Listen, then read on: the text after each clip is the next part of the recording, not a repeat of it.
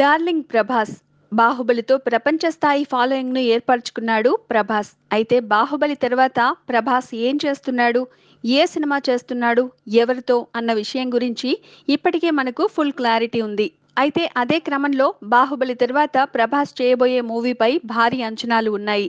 ఇక బాహుబలి సినిమా సమయంలోనే థియేటర్స్‌లో సందడి చేసింది ప్రభాస్ 'సాహో' టీజర్. ఈ సినిమాలో ప్రభాస్ యాంగ్రీ యంగ్‌మెన్‌గా కనిపించనున్నాడు అని ఆ టీజర్ చూస్తే ఇట్టే అర్థమైపోతుంది.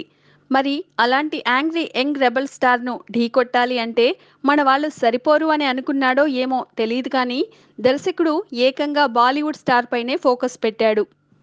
అయితే ఇంతకీ ఆ స్టార్ ఎవరు? ప్రభాస్‌ను ఢీకొట్టి నిలబడగలిగే విలన్ ఎవరు అంటే ఒక్కసారి ఈ కథను చదవండి. మీకే ఒక క్లారిటీ వచ్చేస్తుంది.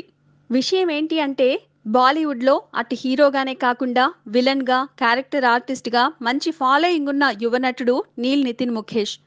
ఈ పేరు ఎక్కడో విన్నట్లుంది కదా! అవును. అప్పుడొకసారి మన 'చిరు 150' మూవీకి ఈ బాబుని తీసుకుంటే బావుంటుంది అని చాలానే ట్రై చేశాడట మెగా తనయుడు చెర్రీ. అయితే అప్పట్లో ఈ బాబు డేట్స్ ఖాళీగా లేకపోవడంతో చేసేదేమీ లేక మనసు మార్చుకున్నాడు చెర్రీ. అయితే మరో కోణంలో చిరుతో సినిమా ఒప్పుకోలేదు అన్న ప్రచారం జరిగింది.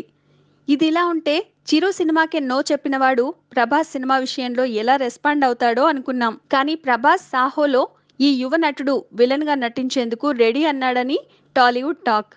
మరి అదే నిజమైతే పాపం ప్రభాస్ ముందు చిరు చిన్నబోయినట్లేగా. ఏమైతేనేం మన 'డార్లింగ్' సినిమాలో డార్లింగ్ లాంటి విలన్. సూపరో సూపర్ అంటున్నారు మన 'మిర్చి' fans. Please subscribe. Hi, it's me Purna. Please subscribe.